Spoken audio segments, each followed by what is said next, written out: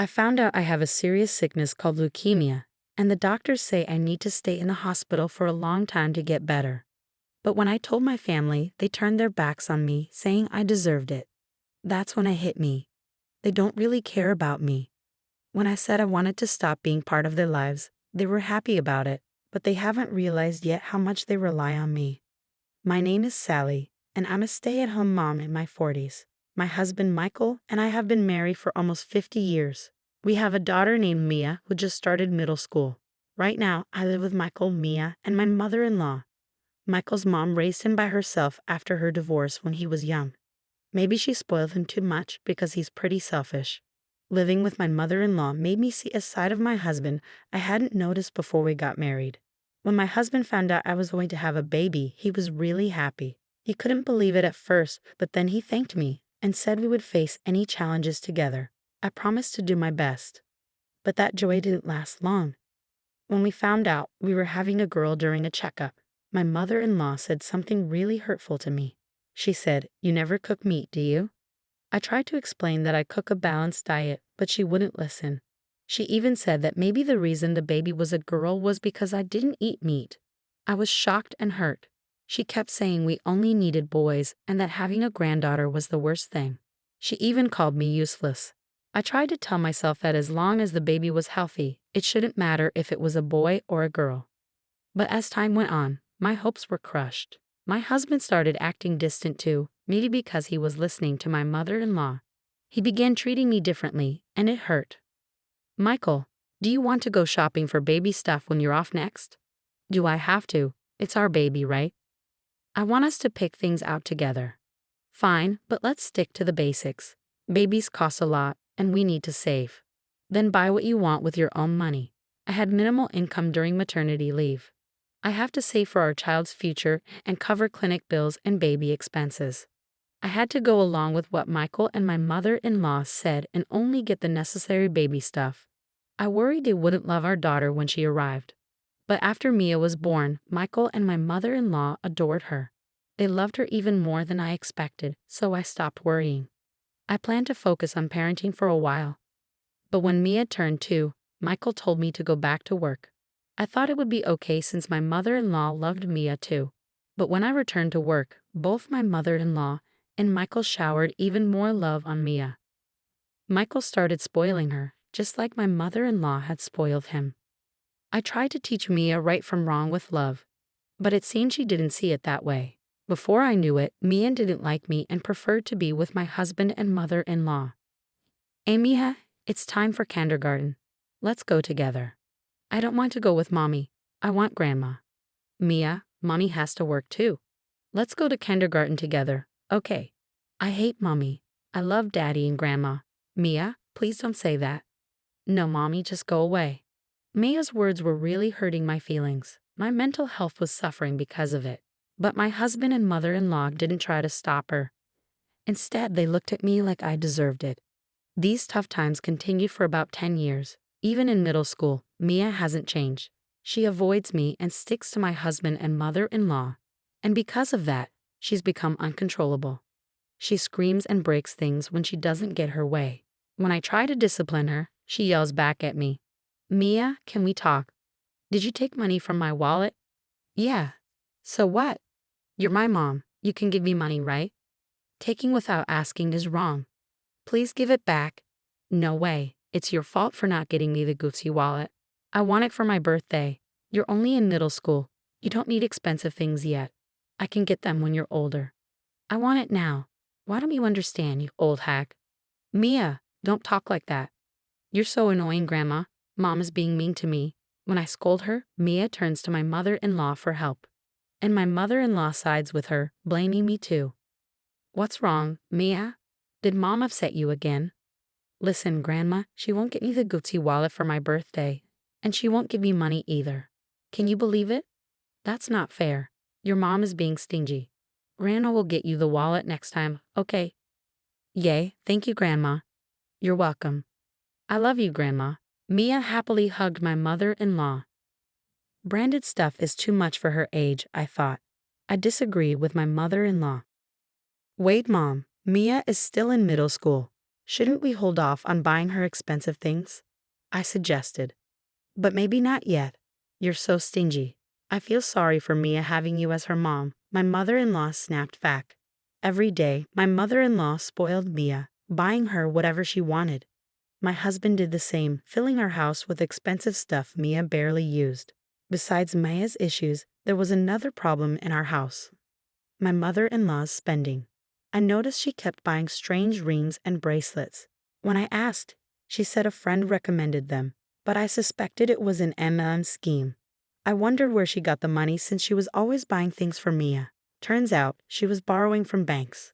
When I confronted her, she brushed it off, saying it wasn't my concern.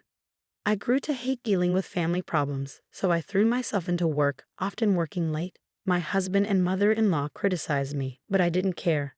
I just didn't want to be home. Then one day, I collapsed at work. Tests revealed I had leukemia, likely brought on by stress. I needed long-term treatment, so I was hospitalized. I called my mother-in-law from the hospital. I'm sorry to bother you, but I collapsed at work. I've been diagnosed with leukemia, and I need to stay in the hospital. You have leukemia? I hoped she'd be at least a little concerned about my illness. But that hope quickly faded. It's a good thing you finally got seriously sick. I was shocked by my mother-in-law's response. What? What are you saying? I asked. I've been annoyed with you every day.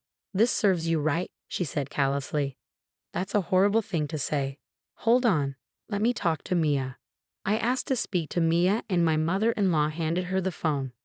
What? Mia's response was something I never expected. Mom, are you sick? She asked. I'm sorry, Mia. I have to stay in the hospital for a while, I explained. Mia's reply crushed me even more. I'm actually glad. It's better without you bothering us. You're always mean to me. That's why you got sick. You deserve it. Are you serious right now? I couldn't believe what I was hearing. That's incredibly cruel. Everyone would be happier if I stayed sick. I have to tell Dad about this, I said to Mia before she hung up the phone. In that moment, I felt like giving up on my family. I had reached my breaking point. I decided I would be the one to cut ties with them. Mia was my daughter, but I endured so much pain to bring her into this world. I had hoped to raise her to be a good person, but her behavior was a combination of her innate personality and how my husband and mother-in-law raised her. Some might find it unthinkable for a parent to walk away from their child, but despite our blood connection, I couldn't forgive their behavior any longer. I called my parents and asked them to bring clothes because neither my husband, mother-in-law, nor Mia had visited me during my hospital stay. Months later, after successful treatment and full recovery, instead of returning to the house I shared with my husband, I returned to my parents' house and sought advice from a lawyer about getting a divorce. My mother-in-law and Mia agreed right away. Michael was hesitant at first, concerned about public perception, but eventually agreed under pressure from my mother-in-law and Mia. Since he cooperated, I was able to get a divorce and claim compensation. About 7 years passed. I moved out of my parents' house and lived near my workplace, healthy and energetic. Then, out of nowhere, I got a call from Michael. His voice sounded exhausted, and he quickly jumped into his problem. Hello, Sally, can you come back? What? Why all of a sudden? Things are tough for me right now. What do you mean? My mother, she's in a huge amount of debt. Michael had just found out about my mother-in-law's debt and reached out to me for help.